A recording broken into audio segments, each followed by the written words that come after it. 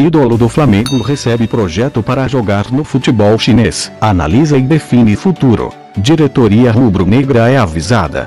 O jogador é um dos pilares da equipe de Jorge Jesus e tem contrato com o Mengão até dezembro de 2021. Mister não cogita a saída do atleta para qualquer outro time.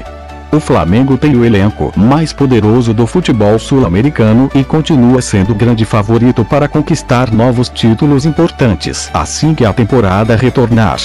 O grupo flamenguista foi reforçado nesta temporada e Jorge Jesus tem um banco de reservas de luxo, com Pedro Rocha, Michael e Thiago Maia, podendo jogar em diversas posições caso o Mister opte por colocá-los em campo. Nesta paralisação do futebol brasileiro por conta da pandemia, muitos jogadores do rubro-negro estão recebendo sondagens de outros clubes. É o caso do lateral direito Rafinha. De acordo com o jornalista Gustavo Henrique, o medalhão recebeu consultas para jogar no futebol chinês na próxima janela de transferências. O jogador analisou e já definiu o futuro na carreira. Feliz no Mengão, o ídolo da nação prefere continuar brilhando com o manto sagrado e não cogita sair neste momento do mais querido. O lateral tem contrato com o Fla até dezembro de 2021, mas já existe uma conversa desde o começo do ano para o vínculo ser prorrogado por mais um ano. Bem adaptado ao Rio de Janeiro, o craque acredita que pode marcar ainda mais sua história no clube carioca.